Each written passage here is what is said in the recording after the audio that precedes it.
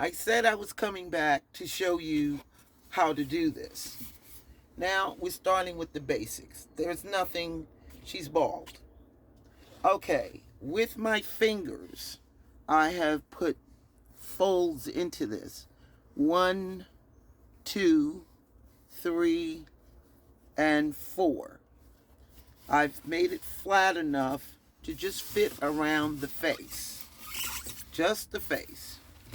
And I'm making sure that it's long enough to where both sides are the same. This is, I did a measuring, and I'm sure you've seen people do this in the street selling fabric. They take it from the end of their hand to the middle of their chest. That's supposed to be about 3 feet. 3 feet, a yard. And for some reason, it seems to really work. So a lot of people use that to measure. So when I did that with this, it wound up being 3.5 yards of fabric. But a yard is 3 feet. So just think about it. 3.5 yards of fabric. That's how much is used for this. And when it gets condensed, it doesn't look anything like it. So anyway, we start at the front, make sure our fabric is centered on our head, and then we go to the back. It's on securely. We tighten it across the back, and we turn it around to form a knot in the back. You see that? That's all you're doing.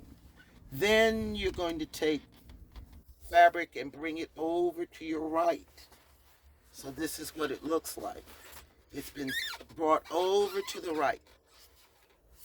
And then we're going to take the fabric from the opposite side and bring it over to the opposite side.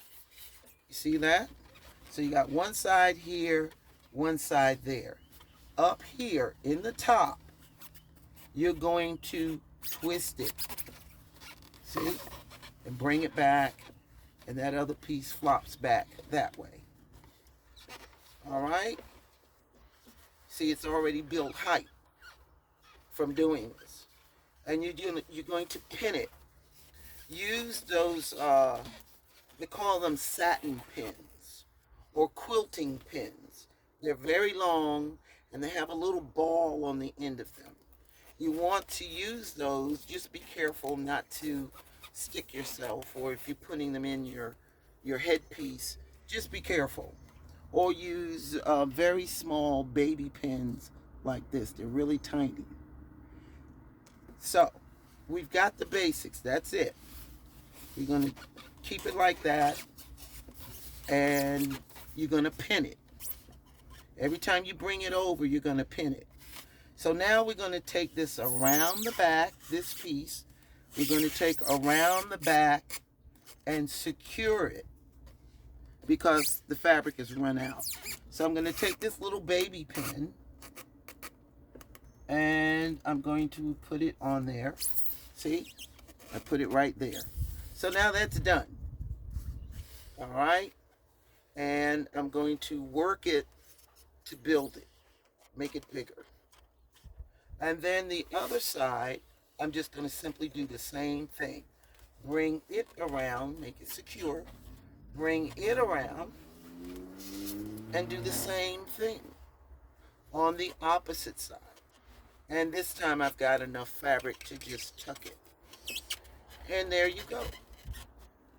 Now you can keep, if you got more fabric, then you can keep building and building and making it larger.